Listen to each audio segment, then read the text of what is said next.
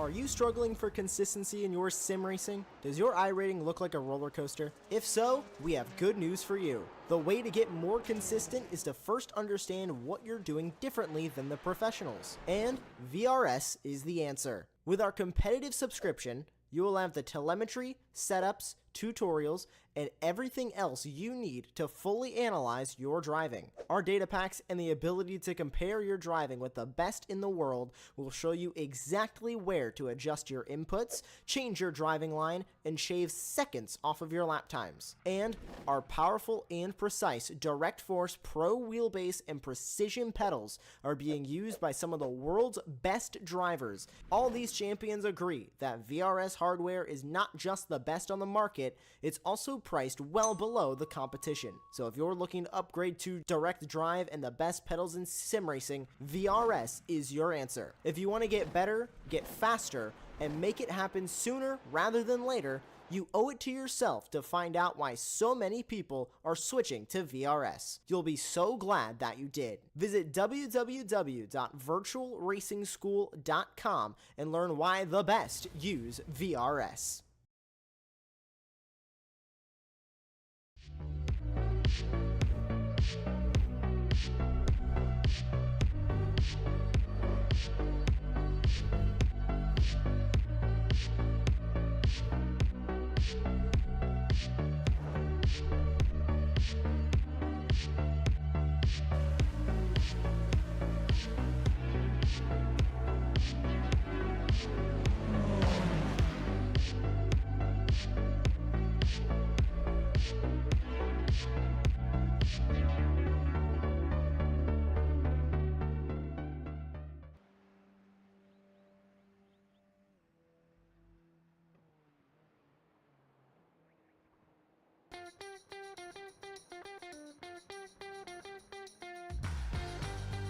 Greetings, race fans, and welcome to Apex Racing TV's presentation of the Radical Racing Challenge. J.R. Gregory here on the call. Beside me in the booth, racing Ron Mons, and in the production carrier, twiddling your knobs and pushing your buttons, as always, our friend and colleague, Joshua Wilkie. The star of today's show, the Radical SR10, 425 horsepower, 725 kilos, no traction control, no ABS. And folks, we are not showing a broadcast of a super secret Radical Racing Club or private league. This is the top split of the public iRacing server for the Radical Racing Challenge. So if you'd like to give one of these awesome cars a try, go ahead and show up at this time every Friday, 2100 GMT, and you can appear and test your skills with some of the best esports drivers in the world on Apex Racing TV. And I make this promise to you every week: mastering this car will make you better at every car you drive. Our upcoming schedule is outstanding: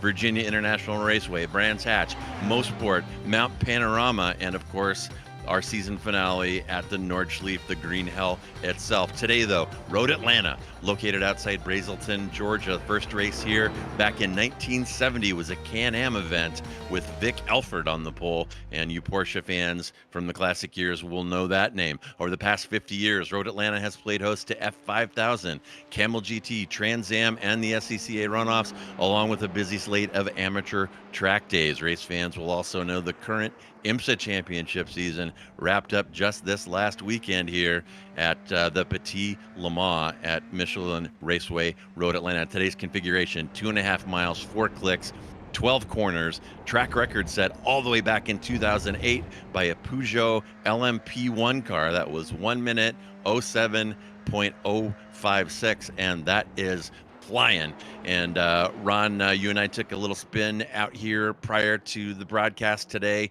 and man, this car loves this track. I love the feeling of hauling up turn one up that hill there, and I think we're going to see a fantastic race today. What do you think we should be looking forward to? Oh, I agree with that wholeheartedly. I think we're going to see a fantastic race. We have 23 cars here, only one split here tonight, but it is a jam-packed split with some names that we are very familiar with here in this series. But I think we're going to have some great racing. What this car always kind of plays well with is long straightaways, and you do have that here at Road Atlanta. That back straightaway was used to land planes smuggling in illegal substances into this country many years ago, back when the Whittington brothers owned it, I believe. So this track has that very long straightaway, which I think we'll see a lot of drivers trying to slipstream past. Certainly some slipping there going through turn 1, but I think these drivers are going to have a lot of opportunities to pass, and I think it'll lead to some good racing all around. Yeah, I agree with that, Ron. And our just quickly run through our season top 10 up so far. Andreas Friedrich is in P1. James Barry, David Walters, Christopher Yanakis, Bruno Vitorino are your season top 5. Tonio Ordieres, Heinz Braun, Kike Ming, Chad Fox, and Matthew Levine will round out your season top 10. So we have a couple of our top 10 drivers on the season here on the grid today. And that grid is happening right now, and give us just a moment here. We'll get that graphic up for you. And Johnny Jolis, we saw him drive away last week. He's not in my top 10 list, but he put on a dominant performance last week and has captured the pole today with a 1:15.952. James Barry next to him in P2. The next row is Marco Weaver and Jorge Gonzaga, another fixture here in the Radical Racing Challenge. Chad Fox, another top 10 driver in P5. Kyriakopoulos next to him in 6th. The next row, Colin Denner and William Botelier. Behind them is Walters and Mika Hulkinen. Hirami Wallaf and Jacob Simmons are in 11 and 12, rounding out row 6. Kaioli is in P13. Andreas Friedrich in P14. Look to be seeing him move up out of that. He did not put on a great qualifying today. Delabelle and Cheplev behind them. Rawlison, Murata, Struthers, Kinar, Playford, Gully, and in the back there, Quentin Foulon. And rushing through the end there is we're going to go green here shortly. And remember, folks, we are there is no pace lap. As you can see, we're going to get a standing start from these 500 horsepower Radicals on cold tires, blasting down the front straightaway here at Road Atlanta into that very exciting uphill turn 1. This is going to be a very interesting start for the drivers towards the back of the pack. They're going to have to start downhill. We'll have to see how clean the start is or whether we have an accident. Yeah, and here we're going to go lights out here in a second. That is Jolis there on your right. He'll have the inside line into turn 1. He's going to get away clean. Barry sniffing around behind him, though. And Gonzaga now maybe poking his nose in there. Barry tries to take the outside. Jolis is going to slam the door on that, and it's going to be Jolis from Barry, from Gonzaga, from Weaver, from Chad Fox, heading down the S's for the first time. Gonzaga and Weaver changed positions there, and not a lot of movement in the top 5. We do have an off there. Appears to be, my goodness, who did we lose there? A couple of cars. Yeah, it's a tough. Oh boy, another car off. Going through turn, I believe that's turn 5. There's another car going off there, hit the inside wall massively there. There's a lot of chaos. There's some cars going off right at the initial start. There's a car spinning farther behind. Then we had accidents coming through the turn 3 and 4 section, which is very tight and twisty with that blind, very fast right-handed kink, and then just more action and more carnage as they went through the left-hander of turn 5. So right now, some drivers slipping away pretty quickly right now. Oh, and, even more chaos. Oh, my goodness. Oh no. Going from bad to worse. And that is going to take out the back half of the field there. And we have seen super clean racing and super clean starts, but saw a little deterioration in that last week and gone from bad to worse here. We'll see if we can take a counting of the body panels and wreckage in that crash and see if anybody's going to end up taking a tow. Looks like Playford has gone into the pits along with Rolliston and Delabelle. Meanwhile, Barry has pipped Kiolis. I think we saw that pass developing into turn A on lap 1, and Barry beginning to build a little bit of a gap here, riding with Gonzaga. Looking forward to Kiolis and Barry. That is your top 3, separated by less than a second as they go onto this back straightaway. Yeah, I gotta think these iRacing fabricators are not going to be very happy with these drivers. As you mentioned there, JR, there's a lot of carnage to start off this race, and I think we might get a replay here to see at least some of that carnage. There were multiple spots of it towards the end, towards the middle, and towards the beginning of the lap, but we also saw some good battling here Yeah, he saw the view from James Barry there on the start-finish straightaway. He was able to put up a good fight for the lead, and we're getting a view of that now towards the end of the lap. They were going side by side, heading into the very tight and also very fun turn 10 chicane. This is a great overtaking opportunity for these drivers. The end of that long back straightaway where the slipstream is so important. We saw in our laps that we were doing earlier, JR, how the slipstream could take away about half a second, if not more, from your lap time. I know you were in the 118s and you got my slipstream, and then you managed to set a 117.1, I believe, and then I managed to cut about a half a second off of my lap time. So the slipstream is really important, but right now it's a game of survival. As 4 drivers have already towed back to the pits, there's some more shuffling farther down the field, and there's just been carnage at the very early stage of this race. Yeah, pretty surprising to see. We are accustomed to some pretty high-quality driving here. These radicals are a handful, but many of the drivers you're seeing here are quite experienced. As we see Botelier there stuffing it inside on Daner. And where are they? They're coming through 6-7 onto the back straight. But back to that pass by Barry. That was an outstanding move on Kiolis, and he managed to hold off the over-under, which happens pretty commonly after you make that inside move there into 10A. They can give you the switch back and beat you under the bridge on 10B here. And now we're riding along with Walters. Looked like he was thinking about taking a poke at Botelier there and thought better of it as they come onto the Fox Bridge, back down on to the main straight. 4 laps already in the books in a wild one. I gotta think there's one specific reason why we've seen a lot more chaos in the start of this race than we've seen throughout the rest of the season. From my experience driving this combination, and it was really the first time of any laps that we've done at the start before any of these races where I felt some oversteer in the car. I was really just sliding all over the place, especially on my first few laps out of the pits. These cars take probably about 3 or 4 laps before you really get into a good groove in terms of heating up the tires, just getting everything going in that Radical SR10 before you can really start putting down greasers of lap times. So I can imagine that's why these drivers are struggling. The oversteer is a bit of an effect here, plays more of an effect with these rather understeery cars. A lot of people have complained about the way this car drives, mainly with the understeer, but it's kind of shocking how there's a surprising amount of oversteer with this combination. But never mind that. It looks like Chad Fox's, it looked like he was going to eye up a move to move into the podium places, but I think he had a slight little lift there going down that back straightaway. That could be one thing that we have to keep our eye on throughout this race. These drivers are probably saving up their stuff for towards the end of the race assault. Yeah, tire wear is a factor that we have seen repeatedly. You can see the driver who has cooked his tires, and here comes Fox now. He's going to go inside of Gonzaga, going into turn 1, and boy, oh boy, nice move there. And once you get on the inside, there's really nothing the outside driver can do as long as you can maintain the grip to make it through turn 1, which Fox has done, and begins to gap Gonzaga coming down the hill. Was a textbook move there going into turn 1. You don't see many times that a move like that works. Certainly we've seen many drivers try and make a move into that corner. It goes horribly. Hint, hint, the GTP battle towards the end of the Petit Le Mans race where the 2 leaders crashed. So that's a very textbook move there, but that was still a very well executed move there from Chad Fox. We've seen a little bit of him in the series. He was actually joined the practice session that me and JR were a part of right as we were about to leave. So it's a name that we've been familiar with in the past, but a lot of familiar names that we have in this series. You've got Barry at the front, Cajolas, who dominated last week, and then just looking through the roster on the left-hand side of your screen, there's plenty of names that we're familiar with, and also plenty of names that we're familiar with that are also struggling.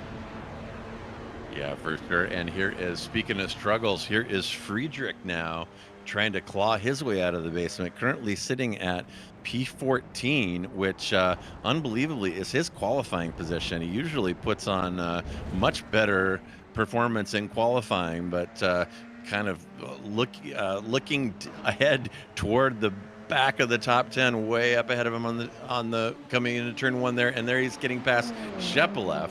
Friedrich is not going to take his poor qualifying lying down. He's going to work his way up, but he has dug himself a hole due to the carnage. A number of drivers have worked up. We have 2 drivers up 10 positions. Going to get a little replay here from our producer Josh in a moment. And it looks like we've got Murata here into 10A. Yeah, looks like the action was in front of Murata. I saw a cloud of smoke there. Don't see any body panels though. And speaking of Murata, Murata is the next driver in front of Friedrich as he again still trying to claw his way forward. Yeah, I think Friedrich had a really bad start. I think that was him that I saw going very slowly coming at the initial start. I think he was bogged down for some inexplicable reason. The starts are very difficult in this car. It's really difficult to try and balance the throttle and the clutch to get a good jump, and also that fairly short run coming into turn 1 where you do have to dab a little brakes, especially with very cold tires. It's a very difficult start here at this track, and unfortunately for Andreas Friedrich, it caught him out quite badly. It's been a series of struggles for him as of late. I think he's God, I can't even remember the last time he had some kind of race with no bad luck of any kind. You know, last week I believe he ran into issues, the week before he ran into issues, and this week he's really struggling as well. So Friedrich not having a good run of things as of late, but right now the two drivers up towards the front are having a great run of things. We're following Cadolas right now, who's had a great series of races, currently running in P2, and he's still just over a half a second behind Barry, and will probably try and find any way to get past the driver from the British Isles here in the not too distant future. Yeah, Joel's doing a good job keeping that gap down.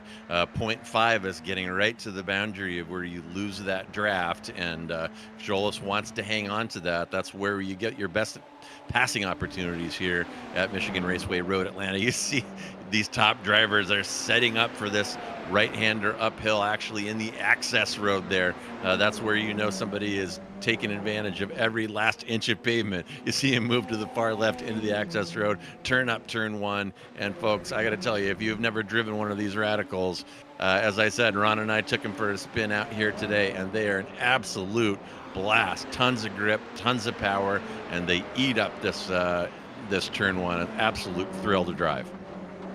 Oh, it is a great combination. We've seen this schedule was put together beautifully, and now that the conversation has started going off in the iRacing forums about Season 1 schedule in 2024, I have to plead with the people from the Radical Racing Challenge to say we need tracks like Road Atlanta on the schedule, because it puts on some good racing, as we're seeing right now, between Sonar and Friedrich there going into Turn 6. Oh boy, there's carnage up ahead. I'm not sure where that is. I believe that's Bouthillier, and then another driver off. I'm not sure who that is. I believe that's Kaloy and Bouthillier. I apologize to our Canadian producer Joss, who's probably looking at me butchering that Canadian pronunciation there. But I'm not sure what happened there between turn 6 and 7. We might get a replay to see what happened. Yeah, we're following Bouthillier, who's having a very bad time of things in the small little stretch between turn 6 and turn 5 and 6, and then spins again between turn 6 and 7, gets it spun around again, and I have a bad feeling about this, and boom. Oh, that's so unfortunate. That is an accident that should not have happened, but sadly for the drivers that get involved in that, it's just some very bad luck that takes them out just short of the halfway mark in this race. Yeah, Bouthillier binning it there and causing someone else to bin it. He's not going to make any friends in the paddock with that kind of re-entry. And that car looked a little wiggly coming between 5 and 6. It may have sustained some damage prior to that sequence. It was kind of all over the road, and you saw him loop it there in turn 6. And then you saw some dubious judgment in doing the donut in traffic there, takes out another driver. So the pit lane is filling up now, which, as I said, uncharacteristic of these races. And what are we seeing there? A nice move into turn 10. Is that Fox and Barry going at it? Still side by side through 12 onto the front straight. Giolis is seeing some action in his rearview mirror. What's going to happen here into turn 1? And Fox again dipping a tire there into that entry road, and or that was Barry rather. Fox manages to keep the momentum up the hill, and he will beat Barry into turn 3, but he overcooks the entrance to turn 3, and Barry is going to get through. Wow, what a great sequence between these two. My untimely constipation there as they went side by side coming through turn 12, and once again as Fox went wide coming through turn 3. That was some fantastic battling there, and right as I was about to say just about a lap ago how these cars race fantastically on this track, to the people that are going to submit their proposals for the 2024 Season 1 schedule, please put Road Atlanta on here. It's been a fixture of this series, and it's just fantastic to watch these cars battle this track and battle each other as well. I mean, as we're seeing in this race, it's as much of a battle of attrition as it is a battle between drivers, and this battle between Barry and Fox right now is still very close. Barry a few moments ago was contending for the lead, and now he's dropped back and might be at risk of losing a position, the final podium position, to Gonzaga, who's slowly closing in. I think Gonzaga is looking at these two battling as hard as they did last lap, and I think he might be smelling some blood in the water, and yet again they're going to go side by side through turn 1. There's going to be some great stuff here. Yeah, absolutely. And Gonzaga is kind of in the catbird seat at this point. As Ron said, he is closing that gap between these two battling cars. Cajol is driving away, 2.6 second gap. And Gonzaga just watching Fox and Barry grind their tires down while he is a spectator waiting for his opportunity to move up into the podium position. Gonzaga has put on a great drive as of late. He's managed to get past some drivers and make it up into this battle, so that's going to be good to watch. Gonzaga has always been a pretty good contender. He's always been a fantastic racer, and he's also come in to do some interviews, so I'm sure he'll be very happy if he can break into the podium spots here in the not-too-distant future. We're only 11 laps in to this 19-lap race, so we still have plenty to play for here in this race, and with the amount of carnage that this race has seen already, we might see some more here as we continue to see some more battling here between Fox and Barry going into the turn 10 chicane, and now Gonzaga is closed up well. He is going to look to do the switch back on Fox and maybe going 3 wide, nearly going 3 wide as they go down the very steep hill to close off this lap, going through the fast right-hander of turn 12. They're going to go 3 wide going into turn 1. Oh my God, that is a brilliant move there from Gonzaga, but it's not over yet as Fox threads the needle between Gonzaga and Barry and looks for a move going into turn 3, but he is unable to get it done. But Gonzaga pulls off possibly the move of the season right there. I saw them going 3 wide, and I was fully expecting to call an accident as they went into that first corner, but they managed to go through it, and Gonzaga managed to sneak up into P2. That was brilliant.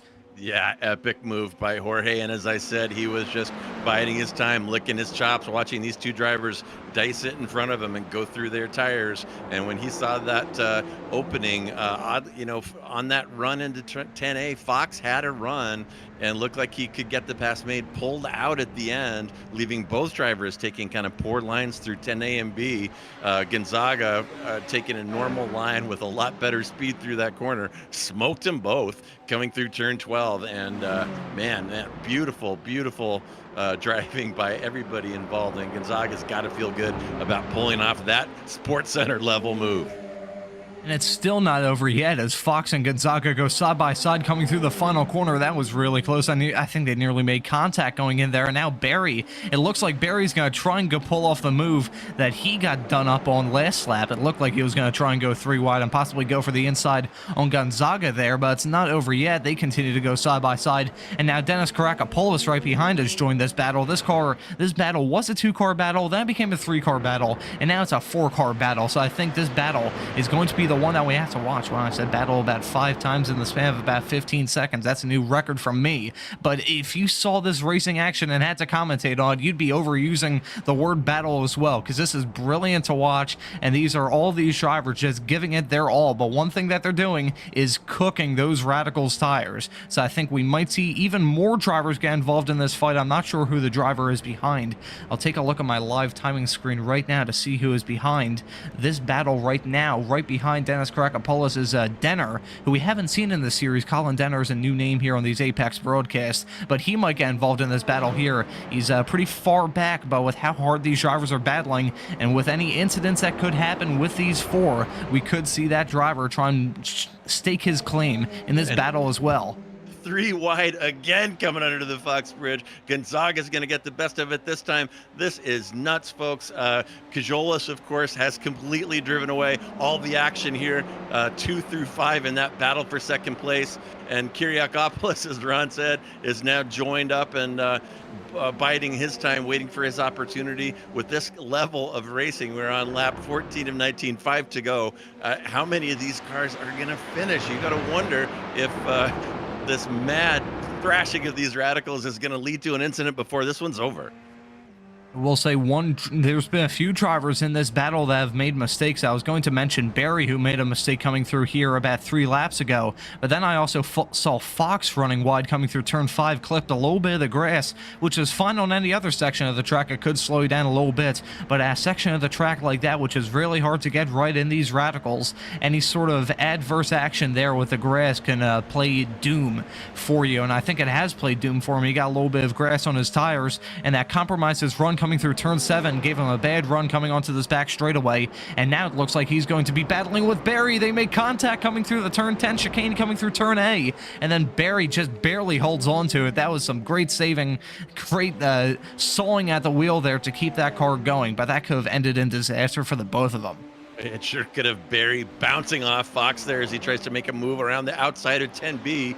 Does gather it up, but Kyriakopoulos taking advantage of the situation. He'll stick that Radical SR10 up 1 in the line, and he is now 1 position away from the podium as we're riding along with Kyriakopoulos now, looking ahead at Fox and Gonzaga, and this may come down to tire management. Kyriakopoulos kind of had a nice mellow roll up to this train and was not doing to his tires what these other drivers were doing to theirs as the train was forming. So Kyriakopoulos might be in a good position to take advantage of his added traction from saving his tires.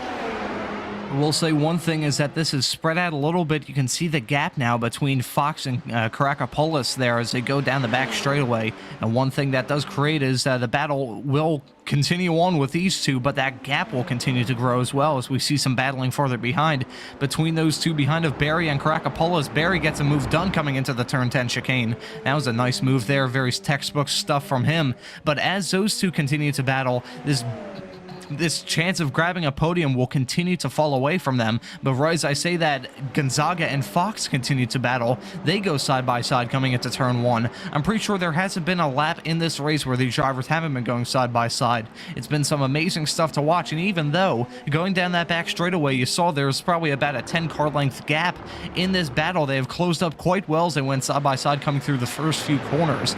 And it's a nice yin-yang effect where these drivers will battle really hard, but they'll also drag each other down like they're towing an anchor, and that's what we're seeing right now between Fox and Gonzaga. They did have a nice gap, but right now Barry and Kyriakopoulos right behind them have closed up. And you do not need to be a soothsayer to determine what's going to happen at the end of this back straight into 10A. Who is going to dive on who? You got Fox looking at the back of Gonzaga, Kyriakopoulos looking at the back of Barry. Now Gonzaga is going to take the inside line into turn 10A, and as I said, that does open up the over-under for the outside driver. We'll see if Fox is able to make something happen there. Oh, and Fox just beats him to the apex. Looks like Gonzaga backed out of that one, and this racing here today is outstanding. These are the best Radical SR10 drivers in the world performing here on Apex Racing TV, and it is awesome. Oh, they were going 3 wide coming into turn 1 for sure. Barry is feeling really racy right now. I thought he was going to try and split the middle there as they went through going into turn 1. Gonzaga and Barry are very close. I believe they made contact there coming through turn 3. Gonzaga loses out on that position to Barry as Fox continues to battle. Now Gonzaga is going to be at risk of losing a position to Kyriakopoulos right behind them. That is going to be some very tense stuff between those two. But I think Barry is feeling really racy. I thought he was going to try and make it 3 wide as he went into the turn 10 chicane last lap, and I think he's going to try and find any way he can to get by Fox ahead. But as these drivers have battled really hard, your leader is just really pulled away. I think it's about 5 seconds separating this pack that we're seeing now and the leader up ahead, so he is on his way to a fairly dominant win, as I believe he's about to take the 2 laps to go here in a few moments time. But we're seeing some more battling here between Gonzaga and Kyriakopoulos there. there as they go into turn 10. Karakopoulos gets that move done on Gonzaga, who I believe might have used up his stuff a little bit. He is dropping back quite badly. Was at the start of this. He was at the head of this train this time last lap, and now he has fallen right towards the back of it, and I think now he'll be done for. Yeah, Gonzaga may have overdriven those tires to push his way through the crowd there, and paying for it now as you see him dropping through that train of 4. Meanwhile, here's Xolis. I think I can see a tea tray balanced on his dashboard there. He's having some biscuits and afternoon refreshment as he has driven away, working up a 10-second gap and actually coming up on a back marker now, completing lap 18 of 19. Jolis will take the white flag here at the end of this lap after a completely mellow and drama-free race, unless, of course, he was looking in his rearview mirror at that raging battle between Fox, Barry, Kyriakopoulos, and Gonzaga. I think with how far away he is at this point, 9.5 seconds, he's probably just staring at his relative and just seeing all the positions swapping and being like, what in the hell is happening farther behind me? But as you said, he's got his T-tray out. He's probably doing some kind of crossword puzzle, driving this Radical around the track. He took the white flag this time around.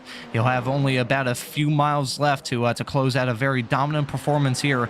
He was battling with Barry early on in this race, but has really just pulled away as the drivers farther behind have battled, and this battle is not over yet. Fox and Barry are close. The drivers further behind of Karakopoulos and Gonzaga have dropped back a little bit now. Gonzaga is about 1.5 seconds away from Karakopoulos, and Karakopoulos is about 1 second behind Barry. So this battle has kind of fizzled out a little bit, but I don't think it's over yet by any means. I think Barry has been really racy in this series, and I think he's going to try and find any way he can to get past Fox ahead. But you look at these two drivers, look what to have them. We have lap traffic involved in this fight. I believe, if I'm not mistaken, that could be Foulon right ahead of them. That might be going, well, it is already 2 laps down, but we'll get lapped by these two going down the back straightaway. This is really important. He's going to pick up the slipstream. We might see a pass here coming into turn 10. Yeah, absolutely. Barry is not done with Fox. That back marker was in turn 7 at exactly the wrong time for Fox. Slowed him down. That gap is down to 0.2 now. Fox covering the inside, and look at Barry, full send, and a little too much for Barry. I knew he was going to try something there. My goodness, with Fox covering the inside, he tries to break deep on the outside, mowing the lawn, and oh my goodness, and that's going to let Kyriakopoulos through. Kyriakopoulos gets a podium out of that dive by Barry, and what a race. Oh my goodness, and the drivers are all congratulating themselves and each other over comms right now. They had as much fun driving in this race as we had watching, and we're going to get a little replay here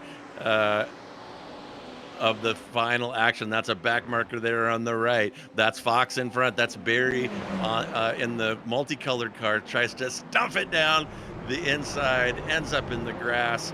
Lucky not to get in a collision there, but that little bit of slowdown was enough to let Kyriakopoulos through onto the podium. Wow, what a race. We'll have your final results for you in a moment. But Ron, have you ever seen this No, guy I have never. in any Radical race that you've ever called? That was nuts.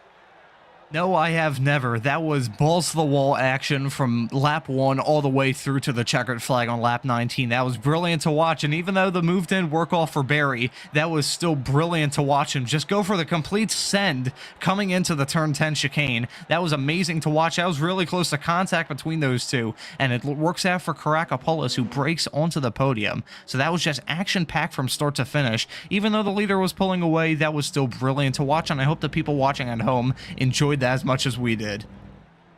Boy, oh boy, I'll tell you folks, Apex Racing TV has this kind of action 7 days a week, and we have some of the best cars, best tracks, and best esports drivers that you can follow on YouTube. And today, a great example of the kind of skills that we have on display out here. I think we're still waiting on the final results. Barry may have picked up a slowdown. Nope, he's going to maintain P4.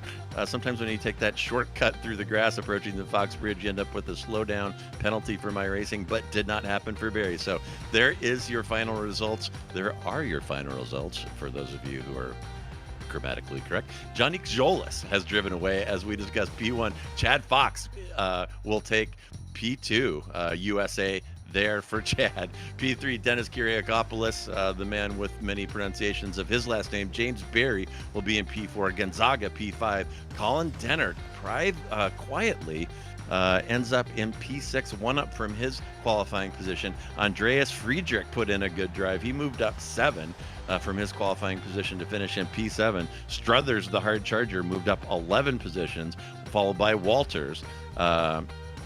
Shepelev, Murata, Simmons, Weaver, Gully, Sinar, Fulan, Delobele, that is definitely wrong, Rolliston, Hulkinen, Coyote, Boudhillier, Wallif, and Playford, and the last handful of cars there, as you can see, ended this race in the pits, some of them some time ago. And my goodness, we're going to take a quick peek in the hallway outside the booth here and see if anybody wants to come talk to us about that race. Man, oh man, that was absolutely nuts. I've been calling these for a couple of seasons now. Seen some really good racing, but have not seen anything like that up until today. And there is Dennis Kyriakopoulos, and I'll go ahead and pull him into the interview room here. And Ron, maybe you can get his thoughts on today's action. That was nuts. Yeah, I'm going to have to ask him a bunch of questions. Dennis, thank you so much for joining us. That was balls to the wall action from start to finish. How was it from your perspective? Hello, Ron. Hello, everyone. It was very, very intense, and I'm pretty sure it made some really good live action for you guys. Oh yeah, there was action from start to finish. Sorry to interrupt you there, Dennis. You could say that. Oh man, that was, I mean, mainly the biggest point of excitement there was definitely that last lap send there from Barry, which you got a fantastic view of there as they went into the turn 10 chicane. I'm sure when you saw Barry go for that send, go through the dirt, you were probably licking your lips and smelling blood as he had to serve that slowdown. So take us through your final thoughts in the final few moments of that race. So looking at the whole race, I was waiting for any incident because these guys were really fast and they were really going at it, and I felt like I didn't have the pace to overtake and stay in front, so I was just waiting for it to happen, and it took the full 19 laps to happen, but in the end I got a few freebies and ended up on the podium. That was still absolutely fantastic to watch, and now that the discussion has started in the iRacing forums about the possible schedule for Season 1 of next year, I'll pass the mic off to you to try and plead your case about whether Road Atlanta should or shouldn't be on the schedule next year. I think it definitely should. I mean, there's action during the whole race. It's what we are here for. It's for this action, and there's no better track for it. Couldn't have put it better myself. Hopefully the Season 1 schedule puts Road Atlanta on. It's put on some great racing regardless of what season it's been this year, and tonight was no different. Dennis, thank you so much for joining us. Anyone you'd like to give thanks to or shout out? To my wife, but hopefully we'll watch the race after. There you go. Happy wife, happy life. Dennis, thank you so much for joining us. Have a great rest of your day. Thank you, guys. Thank you, everyone. And I think James Berry might be here as well. Let me take a peek outside. And James Berry, I bet you're sorry you showed up today. That must have been fairly boring to be involved in that one. What are your thoughts about kind of that half-ass racing that we saw today? Yeah, no, I was falling asleep. I'm surprised I didn't crash into anyone from falling asleep. So yeah, I can't believe it. No. It was amazing all the way. It was great stuff. I'm sure you guys loved it. Congratulations on putting on a fantastic show, man. Some of the moves between you and Chad Fox, Kyriakopoulos was up there with you. Gonzaga ended up catching up, and lap after lap after lap. I've been calling these races for 2 seasons now, and I've never seen that intense amount of dicing. Is that the best action that you've ever had on track in these cars? Probably is. I don't remember a race like that where not only is it four cars battling, but at this track, you just don't know what's going to happen. It's left and right.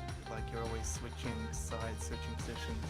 There was one lap where George was in second place, and at the end of the lap, he was in fifth, I think.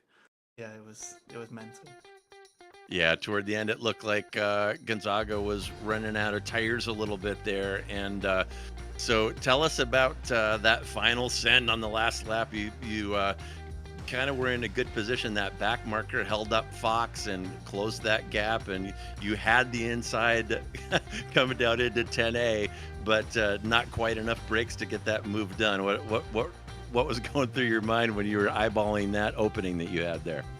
When you say the back marker was holding up Chad, but I was shouting on the radio, blue flags, bro, because he was giving him the slipstream down the straight. That wasn't what I wanted. And then I thought, so Chad went to the right hand side, and I thought he might be kind of sleeping, he might be complacent, and I can send it up the inside. And I think I could have done it, but I braked too late. Honestly, I think if I'd braked at the right point, I would have made that move, or at least got side by side, and you don't know what's going to happen at that point, of course. Yeah, for sure. You definitely had the toe there, and you definitely had the entry. I think it was that lockup that ended up putting you in the grass. But man, what a show on behalf of myself and everybody who watched this. You guys put on a fantastic show. Thank you so much for showing up at our 2100 GMT broadcast, and thanks for coming by to speak with us. That was one of the most epic races I have ever seen in the virtual world or real. So congratulations on a fantastic performance. And is there anybody you would like to thank or shout out to here as we wrap things up? Well, just thanks to you guys and everyone who shows up for these broadcasts with the intention of putting on a good show. That's what we love to do. Well, you absolutely succeeded 100%, folks. That is James Berry coming in P4 after a valiant effort to knock Chad Fox out of that P2 and just missed the podium. And man, that was a fantastic race. I don't even know what to say. Ron, what are your thoughts looking at our schedule ahead? We've got some more excellent tracks that will hopefully produce some more excellent competition between these drivers. Oh man, you're putting me on blast here. I have to go through my downloads and try and find the schedule for the season, as I just have. So, yeah, next up is Brands Hatch, which is a track that we haven't seen so far this season. We haven't seen it since season 1, I believe, of this year. The first time that popped up was season 1 this year. So we'll definitely have to ask Chad Fox about his thoughts next week. Chad, thank you so much for joining us in the commentary booth. You're involved in that great battle there all race. How was it from your perspective? I am sweating bullets right now. I am just soaked in my sim seat. That was the most intense race I think I've ever been in with some top tier guys. I can imagine you're sweating bullets. I mean, I'm sweating bullets just sitting in my office chair having to commentate that race because we were seeing so much dicing action there, and I mean, that was just brilliant to watch. And I'll ask you one question about this. Do you think the nature of this track is the reason why that battling was so good? Oh, absolutely. So this track kind of lends its hand, like turn 3, for instance, and then the chicane out back really slows people up, and you can't be good at both, I don't think. You can be good at both, but a lot of people aren't. So someone gets slowed up somewhere, and then you just get to catch back up to them, and then the slipstream all the way down the back straight really takes any advantage that you gain out of anywhere. So Chad, JR here. I've got to ask you, the last lap of the race, you've got hard charging James Berry behind you. You're getting held up on at the worst possible time by a back marker in turn 7, allowing Berry to close that gap. So what is going through your mind on your roll down the back straightaway on that last lap? So I think you described it as being held up. I was thinking it was a godsend because I got a little bit of draft off of that guy, which kept James just far enough back. Then I split off from that, and I was thinking, oh man, James isn't going to do anything here. And then he went full send, and it just didn't stick. He didn't have the brakes for it. Yeah, it went past you in a cloud of smoke and into the grass, putting you into P2. Well, I've got to congratulate all of you on a fantastic drive. We said the same thing to to James when he was in here earlier. You guys put on a fantastic show, and really one of the best races that I've seen, certainly the best Radical race that I've had the pleasure of calling. So congratulations on a fantastic performance, and you are way up in the top 10 on the season. What are your thoughts going forward? What do you think your chances are to move up in the standings before this one's over? You know, I'd love to move up in the standings, but that might be a lot of wishful thinking. I'm a fairly fast driver, but there's some stellar drivers in the Radical League here. So I'm just going to keep grinding away at it and see where I end up at the end of the season. Yeah, there are absolutely some outstanding drivers, Chad, but you are one of them. You are top 10 in the world driving these Radical SR10. So congratulations on a fantastic race. Thanks for stopping by. And as we wrap up, is there anybody you want to give a shout out to or thank? You guys are awesome. You put on a great broadcast every week, and thank you for doing what you do. Well, it is absolutely our pleasure, especially on days like today. All right, folks, that was Chad Fox, and he pulled off a P2 there, holding off James Berry in a cloud of smoke going into 10A at the end of that one. Oh, my goodness. Well, so that is our Radical broadcast, and we are not just about Radicals, of course, on Apex Racing TV. We have some great events coming up this weekend. 2 fantastic esports events. We've got Formula Ford Weekend Warriors at Mid-Ohio. Also, Spec Racer Fords return from overseas to fight it out at VIR. That will be a good one. And starting off next week, strong with the Rickman Tech World Challenge. That is multi-class racing, GT3 versus prototype at the Circuit of Americas on Monday night. And man, I'm at a little bit of loss for words, Ron. What are your thoughts as we conclude the broadcast today? I don't really blame you for being at a loss for words. That racing action really just speaks for itself. That was brilliant to watch. Arguably one of the best Radical broadcasts I've done. I've been doing it for 3 seasons. You've been doing it for 2. And I think that both of us have just seen some of the best racing we've ever seen from this Radical Racing Challenge series. And it'll be interesting to see what kind of racing we have next week at Brands Hatch. That was actually the last broadcast of the series before I came along at the start of this year. So we'll have to see how the Brands Hatch race is in about a week's time. Well, and Brands Hatch, one of those flowing kind of hilly tracks, very similar to Alton Park, and we had some great action in Alton Park a couple weeks ago. So if you enjoyed this broadcast today, certainly join us next week, 2100 GMT at Brands Hatch. Join us from behind the wheel if you'd like to give these Radicals a try. Man, that was just absolutely fantastic. Thanks so much for tuning in. For Apex Racing TV, I am J.R. Gregory. For Ron Mons, our producer Joshua Wilkie, thank you for joining us. Have a fantastic Friday and a great weekend.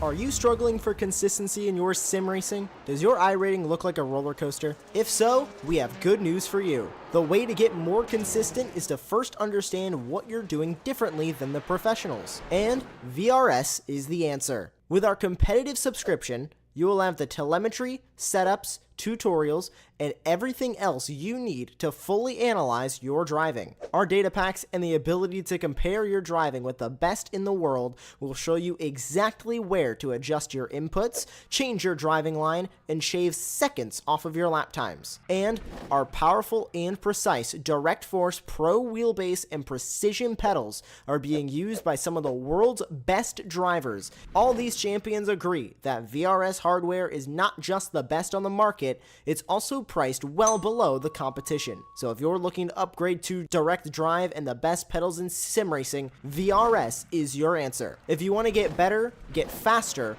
and make it happen sooner rather than later, you owe it to yourself to find out why so many people are switching to VRS. You'll be so glad that you did. Visit www.virtualracingschool.com and learn why the best use VRS.